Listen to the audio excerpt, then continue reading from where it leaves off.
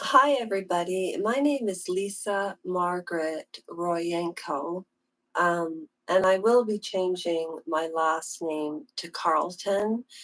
I'm not going to be able to read comments right now because I truly want to focus on what I have to say without getting off track. If you've never been to this channel before, again, my name is Lisa.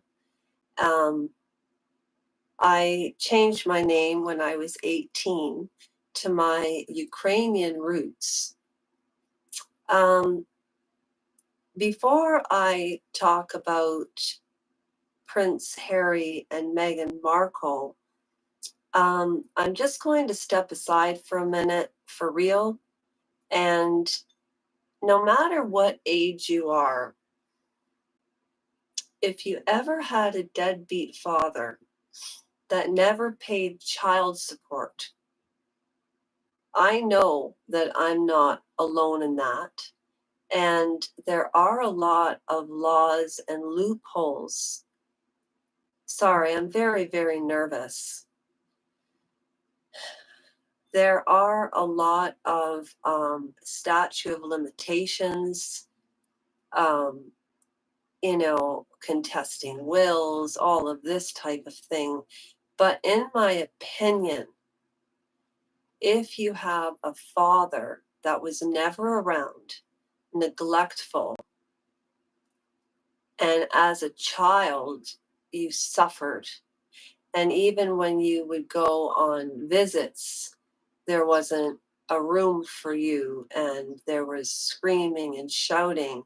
In the 70s, that was, in my world, normal behavior. And I am sticking up for little Lisa. As silly as that sounds, all of us are a product of our childhood. Is it nurture or environment? I think it's both, but nurture is a huge part of it. When I was growing up, my my grandfather on my father's side, my godfather, and my own father, and I was 17 years old, and I was in the courthouse, and they're a certain culture, and the judge was the son of the man who married my mother and father, and they had their own business, so they were able to hide things under the books. Before I answer any questions, I need to get through this because it actually is very, very traumatizing. So, what I am saying is, I held in 50 years of pain like many other people. And what I realize in the way that my family has treated me over the years, and when it comes to finances, um, let's just say nothing was ever regarded as far as raising me. And that puts, and when you know that other cousins and a half brother grew up with everything they needed, and your own father walks by you in court and says, "Shame on you." I realize now that was a projection of himself. But I never imagined that 20 years later, 30 years later, I would be living with the very man that was so abusive. And I believe that's like a Stockholm syndrome. So, what I'm here to say is, and I'm standing strong and tall for real, I am a 54-year-old woman. I'm speaking for the younger child in me. And if any of you have faced any injustices on my channel, if you watch one of my videos, I'll talk about my knee and the injustice. And I do not consider myself to be a victim or a survivor. But the one thing that blew my mind is the situation, as you all know, that I found myself in March of 2025. I mean, I can blame everybody in the world, but at the end of the day, I do take responsibility for things. However, Jordan Peterson is right about one thing. In life, if you have the rug ripped out from underneath you at one time, and you have a death in the family, a divorce, a move, a loss of job, a new school. I experienced that in 5 months, or sorry, in 1 year, all those changes. And I lived with my father, and I wanted to reunite with the family. And then what I realized when it came to me needing help, they didn't care about the financial aspect. I mean, when my father passed away, do you know the whole entire, I'm not going to cry, my whole entire family on my father's side of the family, my own grandmother used to hang up on me when I was little. When my father was dying, I knew he was dying because I could feel my guts rotting, and I don't have stomach problems. And I phoned my godfather and I said, "What is wrong with my dad? I know he's dying." "Oh, no, he's fine, he's fine." I called again, and this was January of 2018 when I was still in the wheelchair before my corrective surgery. I called again after my corrective surgery and again in August. And November the 2nd, I got the call that he died of cancer and had been dying for 6 months. And he had been married to a woman from Ukraine that he brought over that didn't even know I existed, which means everybody in the family would never have mentioned my name. And all I did was I was born. And then I realized my godfather really did want to help me, but because people with money can be so obtuse with money. And when this happened to me with my leg, if I had sued the landlords prior to all of this, none of this would have happened. But I didn't have the heart to sue people. And I'm telling you, I'm standing tall again because when I squat, it makes me feel like a kid in the fetal position. And there are laws and there are things that we can do. But you know what? A petition needs to be started about the statute of limitations. And it's the young lawyers, and these stories need to be brought to light. I mean,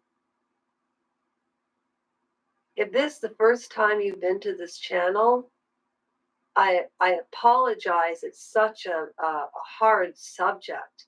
And it's not about the money. And this is what I truly don't understand as an adult. How do you place worth on a person's life?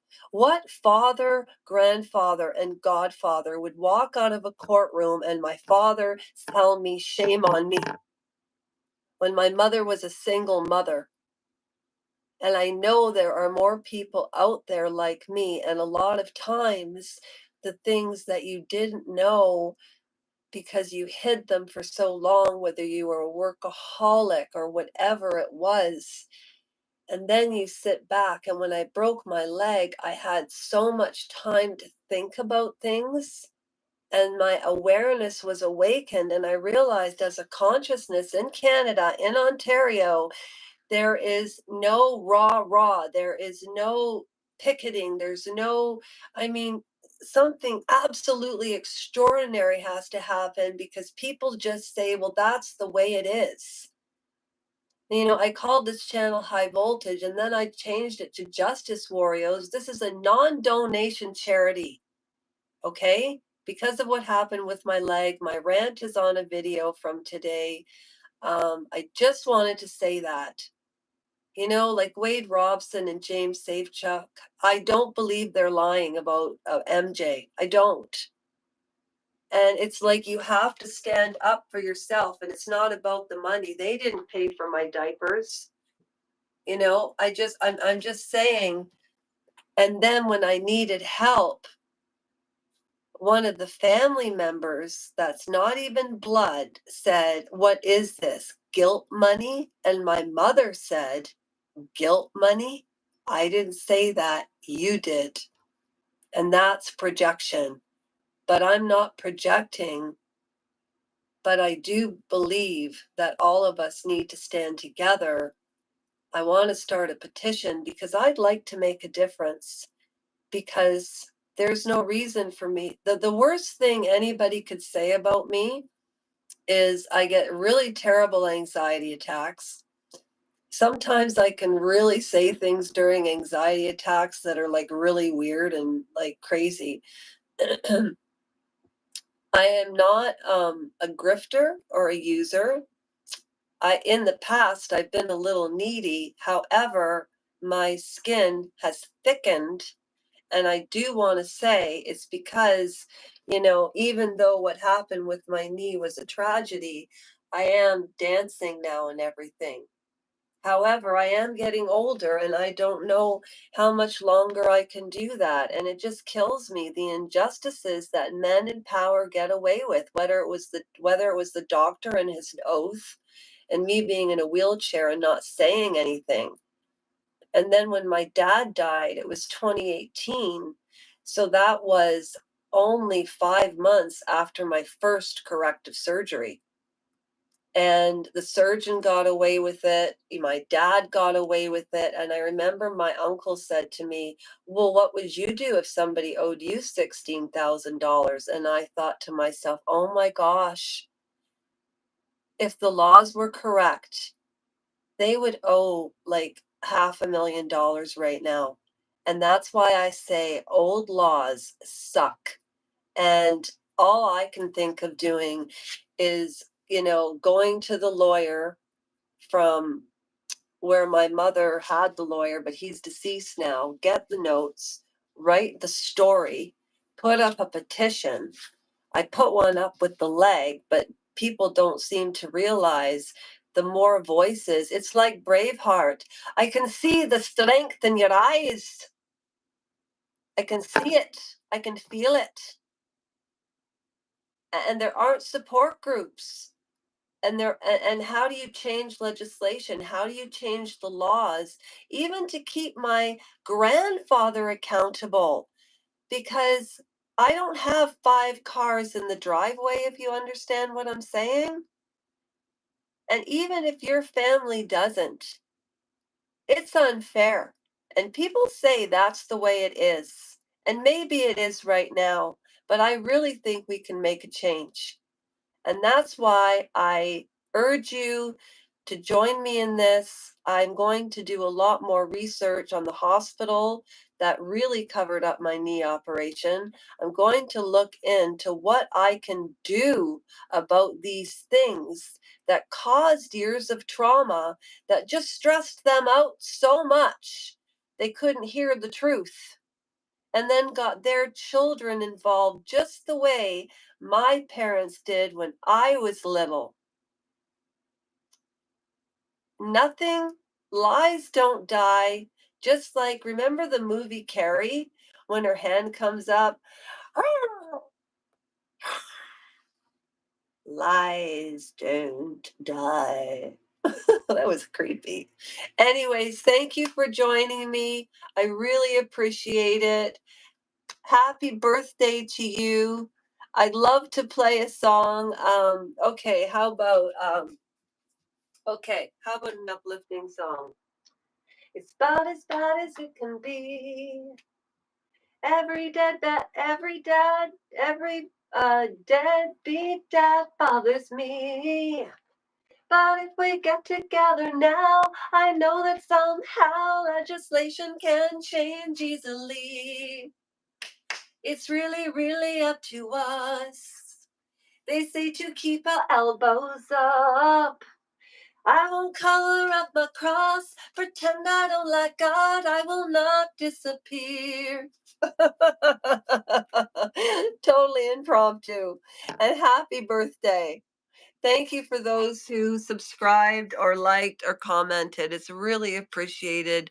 Our next raffle is on August the 5th, and have a great time. Okay? Thank you for listening. And I don't know. Join together right now. Deadbeat dads. We're changing the statute of limitations because us black sheep deserve our fairness. It's not about the money. It's about how they see your worth. It's terrible. Listen to Mary Trump's story about how she felt. And I mean, I know they're loaded and everything, but they lived poor. That's how bad it was. That's how greedy people can be with money. And this is my story. It's not my truth, it's the facts. But in order for you to truly believe me, I am going to get the paperwork, and I should show you the letter that my aunt and uncle wrote, and my uncle signed it. And I thought, are you ever dumb? Because, yeah, they perjured themselves. They perjured themselves. And yeah, interesting stuff, eh? Anyways, my feet are sore and it's 7:34. My feet are sore and it's 7:34. And I'm gonna go. See you tomorrow. Terrible singer, sorry. Bye.